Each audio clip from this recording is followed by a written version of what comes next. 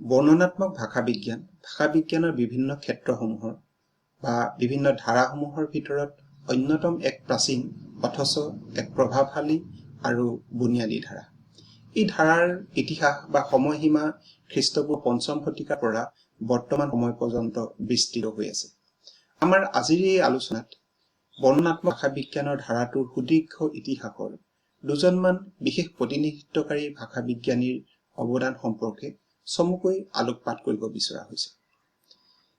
এই ধাৰাটোৰ ঐতিহ্যৰ লগত ভাৰতবৰ্ষৰ নাম গৌৰৱেৰে জড়িত, কাৰণ ভাৰতকেই এই ধাৰাটোৰ জন্মপীঠ হিচাপে বিবেচনা কৰা হয়।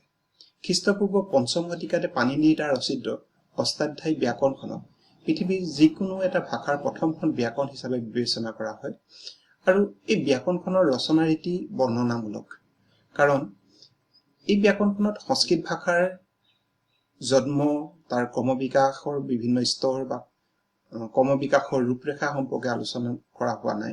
তাৰ বিপৰীতে সংস্কৃত ভাষাৰ গঠনৰ বিভিন্ন দিশ পৰ্যালোচনা কৰা হৈছে।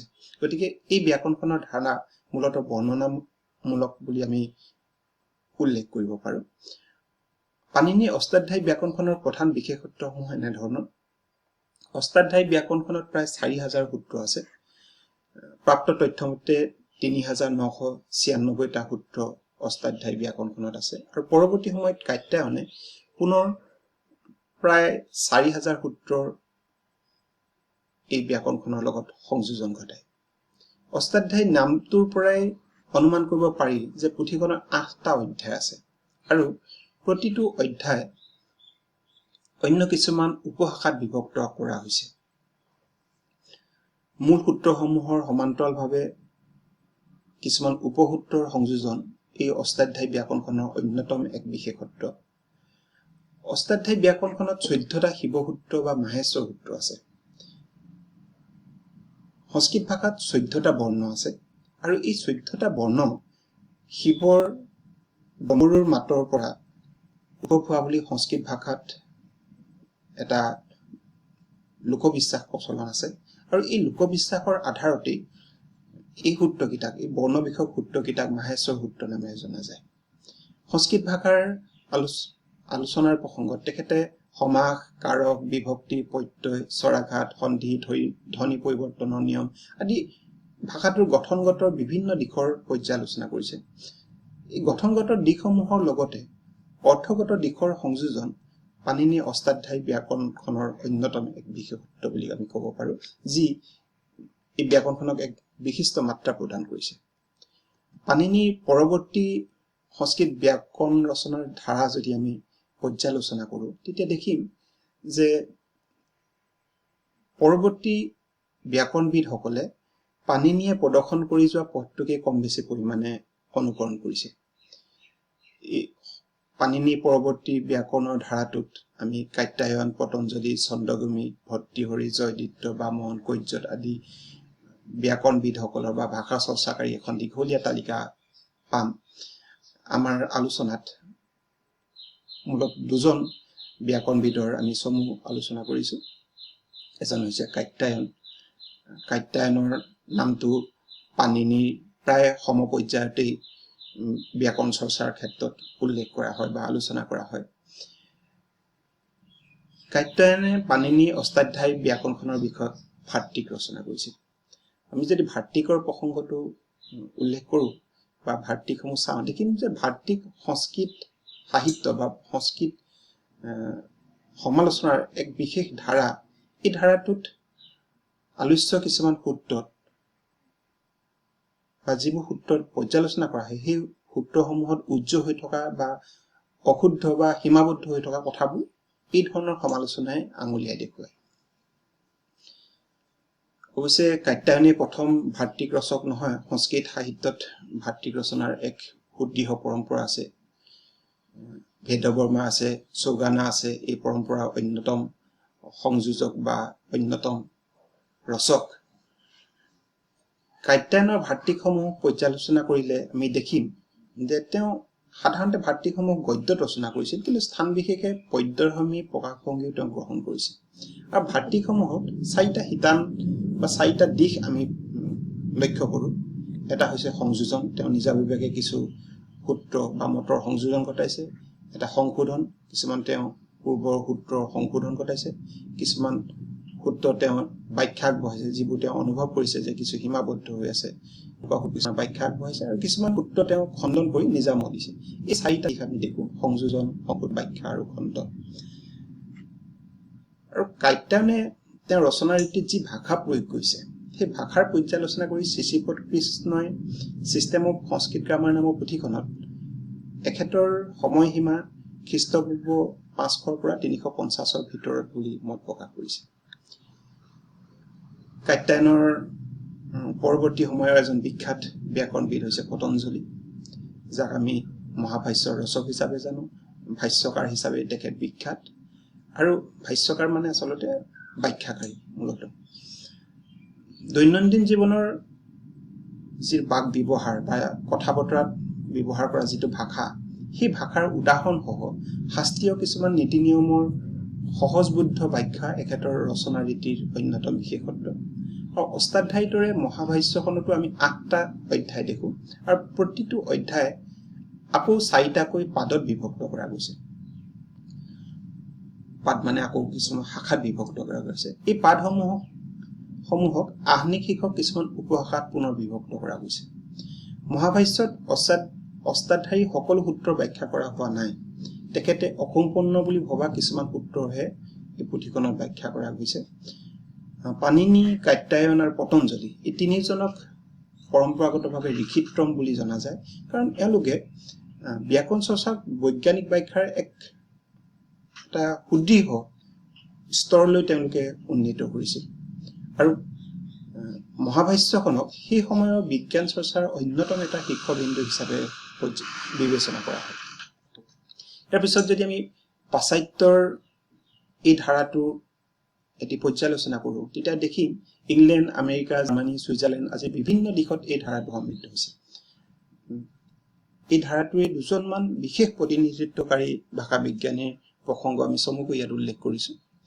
প্ৰথমে আমি নাম ল'ব পাৰোঁ ফ্ৰেডৰিক মেক্স মুলাৰৰ, জন্ম যাৰ জাৰ্মানীত, কিন্তু বৈদ্যায়তনিক কাম কাজৰ কাৰণে তেখেতে জীৱনৰ বেছিভাগ সময় ইংলেণ্ডতেই কটাইছে বা ইংলেণ্ডতে তেখেতৰ বসতি।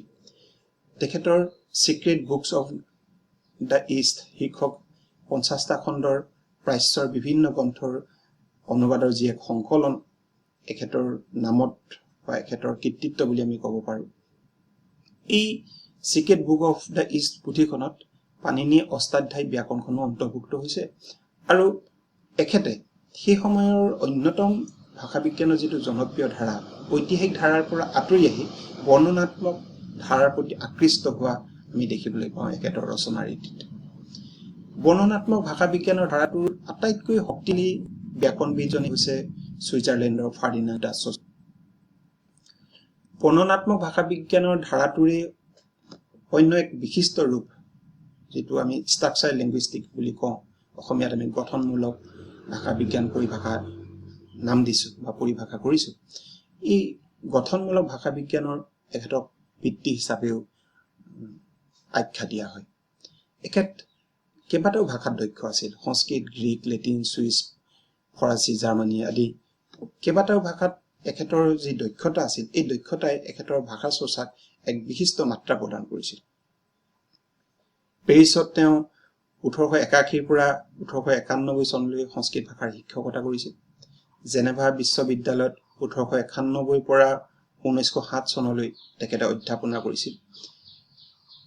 এখেতৰ বিভিন্ন গৱেষণা পত্ৰ জীৱনকালত প্ৰকাশ হৈছিল, কিন্তু জীৱনকালত তেখেতৰ নিজাববীয়া কোনো পুথি প্ৰকাশ হোৱা নাছিল। কিন্তু এখেতৰ মৃত্যুৰ পিছত জেনেভা বিশ্ববিদ্যালয়ত যে তেখেতে এই সুদীৰ্ঘ দিন অধ্যাপনা কৰিছিল, অধ্যাপনা কৰোঁতে শ্ৰেণীকোঠাত যিধৰণে তেওঁ পাঠদান কৰিছিল বা যিবোৰ শ্ৰেণীকোঠাৰ পাঠদানৰ পৰা শিক্ষাৰ্থীসকলে টোকা লিখি ৰাখিছিল, সেই টোকাসমূহ পৰৱৰ্তী সময়ত একেদৰে দুজন ছাত্ৰ চাৰ্লছ বাল্লি আৰু আলবেৰ চেছে এওঁলোকে সংকলন কৰি সম্পাদিত কৰি ফৰাচী ভাষাত কোৰ্ছ দ্য লিংগুইষ্টিক জেনেৰেলে, যাৰ ইংৰাজী কৰা গৈছে কোৰ্ছ ইন জেনেৰেল লিংগুইষ্টিক্স নামেৰে, 1915 চনত প্ৰকাশ কৰা হয়। আৰু এই কোৰ্ছ ইন জেনেৰেল লিংগুইষ্টিক্স পুথিখনৰ প্ৰকাশৰ পৰাই ভাষাৰ ক্ষেত্ৰখনত বিশেষকৈ বৰ্ণনাত্মক ভাষা বিজ্ঞানৰ ক্ষেত্ৰখনত এক বৈপ্লৱিক পৰিৱৰ্তন দেখিবলৈ পোৱা যায়। ভাষা বিজ্ঞানৰ ক্ষেত্ৰখনলৈ চচুৰ অৱদান যদি আমি চাওঁ, তেওঁ বহুকেইটা নতুন দিশৰ সংযোজন ঘটাইছে। এককালিক চিনক্ৰনিক যিটো ইংৰাজীত কোৱা হয়, আৰু কালক্ৰমিকৰ ধাৰণা। এককালিক, যাক আমি বৰ্ণনাত্মক ভাষা বিজ্ঞান বুলিও জানো, বা কালক্ৰমিক ঐতিহাসিক ভাষা বিজ্ঞান। আচলতে বৰ্ণনাত্মক আৰু ঐতিহাসিক ভাষা বিজ্ঞানৰ যিটো বিভাজন, সেইটো চচুৰ পূৰ্বৱৰ্তী সময়তো আছিল, কিন্তু চচুৱে এই দুইটাৰ পাৰ্থক্যসমূহ বা দুইটাৰ বিশেষত্বসমূহ স্পষ্ট ৰূপত আঙুলিয়াই দি এটা সুদৃঢ় ভেটি স্থাপন কৰি গ'ল, এটা বিশেষ মাত্ৰা প্ৰদান কৰি গ'ল। এককালিক আৰু কালক্ৰমিকৰ এই ধাৰণাৰ লগতে লাগ আৰু পাৰলৰ যিটো ধাৰণা, আচলতে তেওঁ 3টা পৰিভাষা ব্যৱহাৰ কৰিছিল, দ্য লেংগুৱেজ, দ্য লাগ আৰু দ্য পাৰোল। এই 3টাৰ স্পষ্ট বিভাজন। আমাৰ পৰৱৰ্তী এটা আলোচনাত আমি ভাষাৰ ক্ষেত্ৰখনলৈ চচুৰ অৱদান সম্পৰ্কে বিতংভাৱে আলোচনা কৰিম। গতিকে তাত আমি এই পৰিভাষাসমূহৰ বিশেষত্ব বা এই পৰিভাষাসমূহে ভাষাৰ ক্ষেত্ৰখনত কি এক বৈপ্লৱিক পৰিৱৰ্তন ঘটালে, এই দিশবোৰ সামৰি ল'ম। গতিকে ইয়াত আমি চমুকৈ মূল দিশকেইটা উল্লেখ কৰিছোঁ। ভাষিক চিহ্ন, ভাষিক মূল্য, ক্ৰমবদ্ধ আৰু সহবদ্ধ ধাৰণা ইত্যাদি নতুন নতুন তেওঁ পৰিভাষা বা নতুন নতুন ধাৰণাৰ সংযোজনে বৰ্ণনাত্মক ভাষা বিজ্ঞানৰ ধাৰাটোক তেওঁ বিশেষভাৱে সমৃদ্ধ কৰি থৈ গ'ল। তাৰ পৰৱৰ্তী দুজন বিখ্যাত ভাষাবিদ ব্লুমফিল্ড, যুগান্তকাৰী গ্ৰন্থ তেখেতৰ লেংগুৱেজ, আৰু ভাষাত জৈৱিক আৰু মানসিক যিটো প্ৰবৃত্তি বা মানৱিক যিটো প্ৰবৃত্তি, ব্যক্তিজনৰ এই প্ৰবৃত্তিসমূহে কেনেদৰে প্ৰভাৱ বিস্তাৰ কৰে, সেই দিশটোৰ সংযোজন এখেতৰ অন্যতম কৃতিত্ব বুলি আমি ক'ব পাৰোঁ। অন্য এজন বিখ্যাত আমেৰিকাৰ ভাষাবিদ হৈছে এডৱাৰ্ড চাপি। এওঁ মূলতঃ এজন এন্থ্ৰপলজিষ্ট বা নৃতাত্ত্বিক। গতিকে নৃতত্বৰ কিছুমান প্ৰসংগ, যেনে ব্যক্তিগৰাকীৰ সামাজিক পটভূমি, সাংস্কৃতিক বৈশিষ্ট্য, পৰম্পৰা, এই যিবোৰ সাধাৰণতে নৃতত্বত আলোচনা কৰা হয়, এই প্ৰসংগসমূহেও ভাষাত কেনেদৰে প্ৰভাৱ পেলায়, এইবোৰৰ সংযোজন এডৱাৰ্ড চাপিৰৰ ৰচনা ৰীতিৰ অন্যতম বিশেষত্ব। বা এই দিশবোৰ সংযোজনে বৰ্ণনাত্মক ভাষা বিজ্ঞানৰ যিটো পৰিসৰ, তাক অধিক সম্প্ৰসাৰিত ৰূপ প্ৰদান কৰিলে। আমেৰিকাৰ থলুৱা ভাষাসমূহৰ শ্ৰেণী বিভাজন বা আলোচনাৰ প্ৰসংগটো এওঁ বিশেষভাৱে বিখ্যাত। আমি বৰ্ণনাত্মক ভাষা বিজ্ঞানৰ ধাৰাৰ দুখনমান বিখ্যাত পুথি আৰু তেওঁলোকৰ ৰচকৰ নাম ইয়াত উল্লেখ কৰিছোঁ। আচলতে এই ভাষাটো যথেষ্ট দীঘলীয়া। বিশেষকৈ আমেৰিকাত বিংশ শতিকাৰ 30 আৰু 40ৰ দশকত এই ভাষাটো বিশেষভাৱে সমৃদ্ধ হোৱা আমি দেখিবলৈ পাওঁ। 1924 চনত the linguistic society of America নামৰ এক সংস্থাই গঠন হৈছিল এই ভাষা বা এই ধাৰাটোক কেন্দ্ৰ কৰি। আৰু এই সংস্থাটোৰ যিখন গৱেষিকা পত্ৰিকা লেংগুৱেজ, এই লেংগুৱেজ নামৰ গৱেষিকা পত্ৰিকাখনেও এই ধাৰাটোক বিশেষভাৱে সমৃদ্ধ কৰি তুলিছে। পৰৱৰ্তী সময়ত যেতিয়া চচুৰ আহিল, চচুৰ চিন্টেক্টিক ষ্ট্ৰাকচাৰ 1957 চনত প্ৰকাশ হ'ল, ভাষাৰ অন্তৰংগ গঠনৰ প্ৰসংগবোৰ আহিল।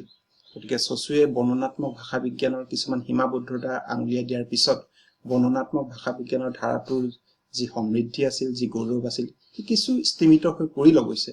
হ'লেও আমি দেখিম যে বৰ্ণনাত্মক ভাষা বিজ্ঞান পৃথিৱীৰ অন্যতম এক প্ৰাচীন ধাৰা, অথচ অন্যতম এক শক্তিশালী ধাৰা। আৰু বৰ্তমানেও পৃথিৱীৰ বেছিভাগ ভাষাৰ যিবোৰ ভাষা বৈজ্ঞানিক আলোচনা বা ব্যাকৰণ আদি ৰচনা হৈ আছে, মূলতঃ বৰ্ণনাত্মক ধাৰাৰ অনুকৰণত বৰ্ণনাত্মক ধাৰাৰ দৃষ্টিকোণেৰেই এই ব্যাকৰণসমূহ ৰচনা হৈ আছে। চমুকৈ আজিৰ আলোচনা আমি ইমানতে সামৰিছোঁ। সকলোকে পুনৰবাৰ ধন্যবাদ জ্ঞাপন কৰিছোঁ। ধন্যবাদ।